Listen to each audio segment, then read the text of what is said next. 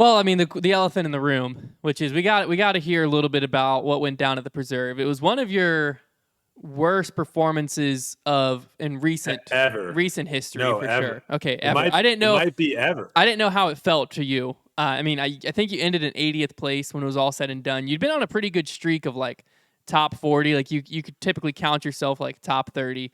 So 80 was definitely a surprise. You were my dark horse pick on Grip Lock this week, so I am a little bit salty about that as Ooh. well. Yikes. Um, Yikes. Now Connor picked Casey White, so it would have been a decent ask for you to beat him anyways. But I still felt like I thought this course played pretty well to you. So I got to hear from your perspective, kind of what happened out there, and then obviously we've got to hear the story of the snowman as well.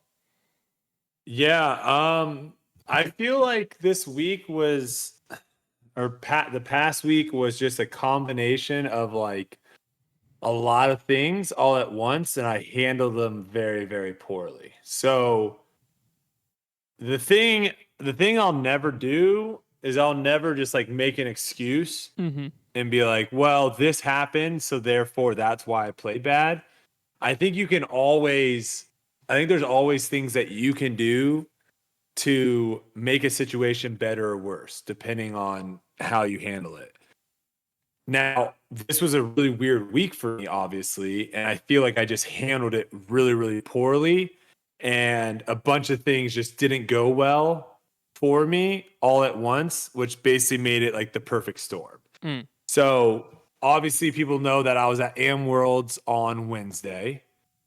That travel schedule was really, really difficult to fly into Minneapolis on Monday, fly out of Minneapolis on Tuesday, fly back to Minneapolis on Thursday morning, and then play the tournament the next day. Big problem too with that really was the travel. So my flight to Minneapolis, not too bad, like 2.5 hours from Dallas.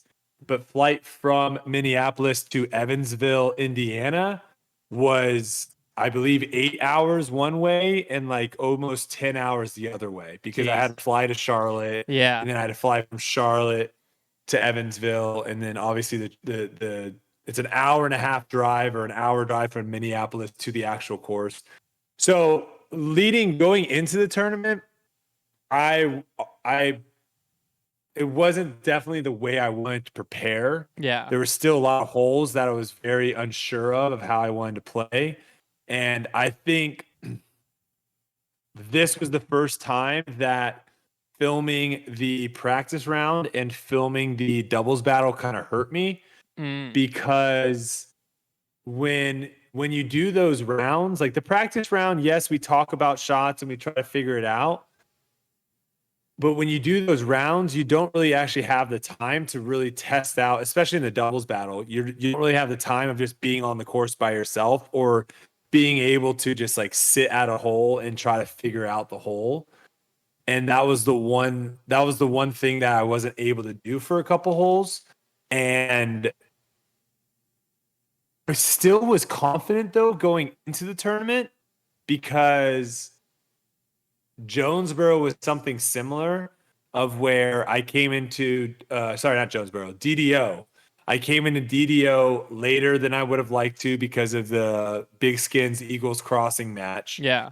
But I had already played Emporia before. I had already played that course. Obviously, some holes were different, but I'd already been on that course and played some of the holes. And then I did get like 2 or 3 practice rounds in, like really good practice rounds. So I felt really good with those courses. So I still was trying to put like good vibes in my head.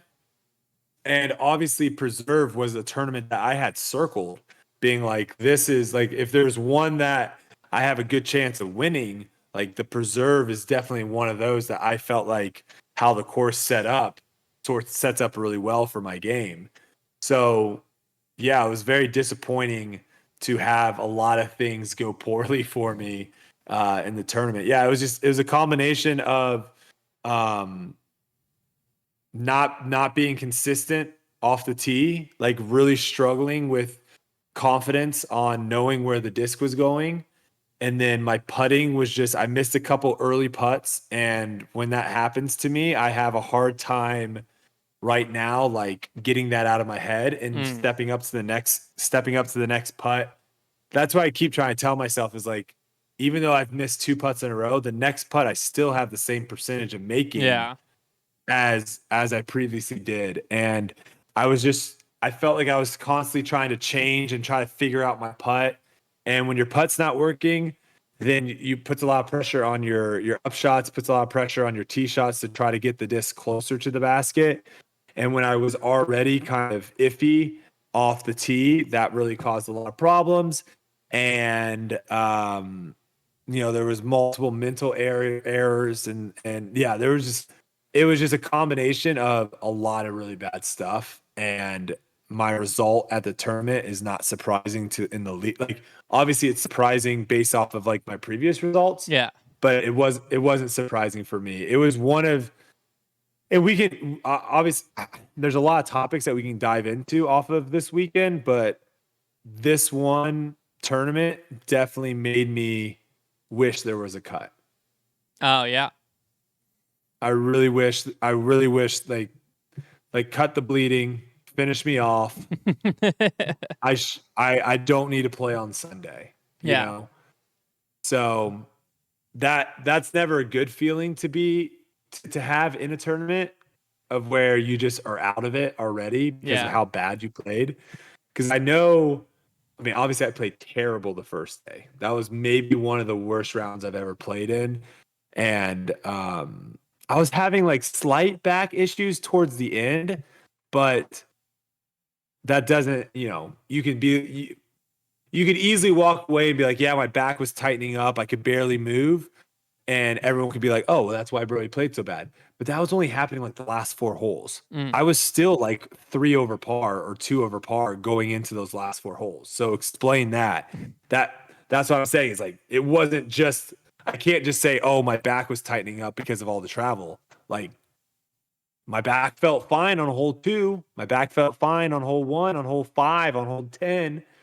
So that's the frustrating thing. Is like after the first day, I was so far down the leaderboard, and the second round, I was like, all right, let me try to have like a decent round because I can shoot 9, 10, 11, 12 under par on that course. So I was like, let me go out, try to have a decent round, and then that puts me in potential contention to cash. And Yeah. that to me, if I can somehow work myself back into cash after almost being in last place essentially, but then you quickly realize like when you shoot that much over par and that much difference on the entire field on a course that is pretty easy in the sense of like just scoring ability, I mean, to think that I could have gone 18 under and still not even won the tournament, that just shows you how bad I played the first day.